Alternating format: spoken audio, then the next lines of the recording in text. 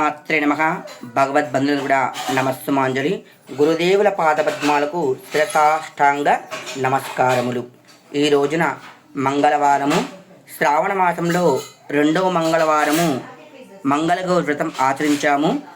కలశం పెట్టుకోవచ్చు, కానీ మేము సింపుల్గా 5 వారాలు చేద్దాం అనుకుంటున్నాం కాబట్టి కలశం లేకుండా గణపతి పూజ చేసాము. ఇక్కడ గౌరీదేవికి పూజ చేసాము.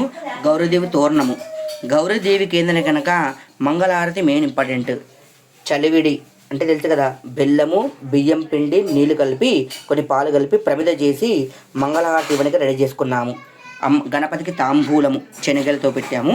గౌరీదేవి కూడా తాంబూలము, శనగలు, ఒక్కలు 5 ఒక్కలు, 5 ఖర్జూర పండ్లు నాణ్యం పెట్టి తాంబూలం పెట్టాము. గౌరీదేవికి తోరణము జాకెట్ ముఖం మీద అమ్మవారిని పెట్టామన్నమాట, దోస్పిట్ మీద.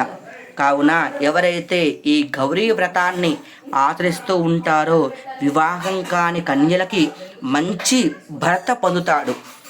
వివాహమైన కన్యలు చేసుకునే కనుక దంపతుల మధ్యలో అన్యోన్యంగానే కాకుండా పుత్ర పౌత్రాభివృద్ధి లభిస్తూ ఉంటుంది, అనుకూలంగా ఉంటుంది. ఎలాంటి సమస్య ఉన్నా కూడా దంపతుల మధ్యలో ఈ గౌరీ నోము ఎవరైతే ఆచరిస్తూ ఉంటారో గౌరీదేవి కృపకు పాత్రలు అవుతూ ఉంటారు.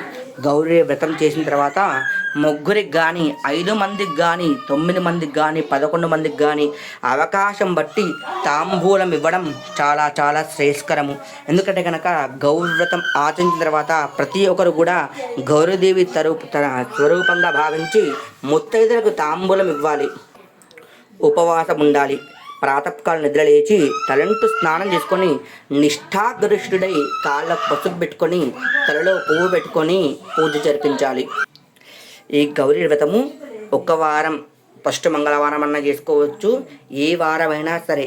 అంటే మంగళవారాలు, శ్రావణ మాసంలో వచ్చే మంగళవారాలు ఎన్ని ఉన్నా చేయవచ్చు, కుదరని పక్షంలో ఒకటైనా చేసుకోవచ్చు. కానీ ఈ వ్రతం చేసినందువల్ల దంపతుల మధ్యలో కానీ పుత్రపౌత్రాబుద్ధి కానీ సమృద్ధి జరుగుతూ ఉంది. కావున ప్రతి ఒక్కరు కూడా గౌరీదేవి కృపకు పాత్రలు అవుతారని చెప్పేసి ఈ ఛానల్ పెడుతూ ఉన్నా. నా ఛానల్ నచ్చితే కనుక లైక్ కొట్టండి, షేర్ చేయండి, సబ్స్క్రైబ్ చేయండి. జగన్మాత్రే నమః.